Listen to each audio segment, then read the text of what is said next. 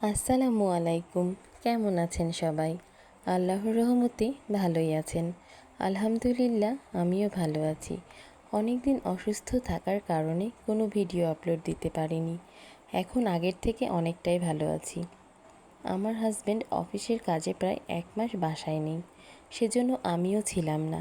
আমি আমার বাবার বাড়িতে ছিলাম। হঠাৎ শুনলাম আমার শাশুড়ি আম্মা অনেক অসুস্থ, আর তাই ডাক্তার দেখানোর জন্য রাজশাহীতে আসবে। তাই দেরি না করে আমিও চলে আসি রাজশাহীতে আমার বাসায়। এসেই দেখি বাসা খুব ফাঁকা ফাঁকা, যেহেতু কেউ নেই। খুব খারাপ লাগছিল আমার সারাদিন একা থাকতে। আমার শাশুড়ি আর দেবর আসবে, তাদের আসতে প্রায় রাত 12টা বেজে যায়। আমার শাশুড়ি আর দেবর আসবে, তাই আমি রান্না করছি। হাজব্যান্ড বাসায় না থাকলে অনেকটাই কষ্ট হয়।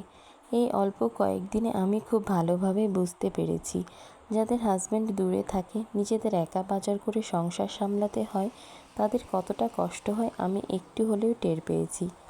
হাজব্যান্ড থাকা মানে মাথার উপর বিশাল একটা ছাদ থাকা, যাকে ছাড়া অনেক কিছুই অসম্পূর্ণ। আমার বাবার বাড়ির সবাই আমার কাছে যতটা আপন, ঠিক ততটাই আপন শ্বশুর বাড়ির সবাই।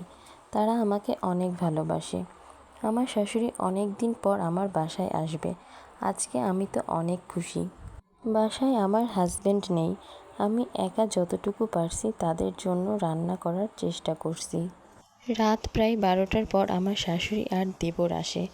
তারপর তো আমরা খাওয়া দাওয়া করে ঘুমিয়ে পড়ি। সকালে ঘুম থেকে উঠে ফ্রেশ হয়ে নাস্তা করে আমরা সবাই রেডি হয়ে চলে আসি রাজশাহী মেডিকেল কলেজ হাসপাতালে।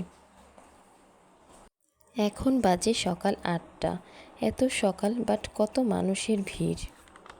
এই একটা জায়গা যেখানে আসলে মানুষ কত অসহায়, যা খুব ভালোভাবে বোঝা যায়। কত দূর দূরান্ত থেকে ডাক্তার দেখানোর জন্য এত সকাল সকাল সবাই এসে পড়ছে। এখানে সবাই সিরিয়ালের জন্য আছে। অনেকে তো ক্লান্ত হয়ে আবার বসে পড়ছে। আমাদের তো ডাক্তার দেখানো শেষ হতে প্রায় দুপুর 2টা বেজে যায়। হুমায়রা তো অনেকক্ষণ থাকার পর খুব বিরক্ত হয়ে যাচ্ছিল। এদিকে খেলনাগুলো নিয়ে খেলতে পেরে অনেক খুশি হয়ে যায়। আমাদের তো ডাক্তার দেখানো শেষ হয়ে যায়, কিন্তু হুমায়রা তো কিছুতেই এখান থেকে আসতে চাচ্ছিল না। ছোট বাচ্চারা এমনই হয়, নতুন নতুন খেলনা দেখলে আর খেলার সাথী পেলে ওরা আর কিছুই যেন বুঝে না।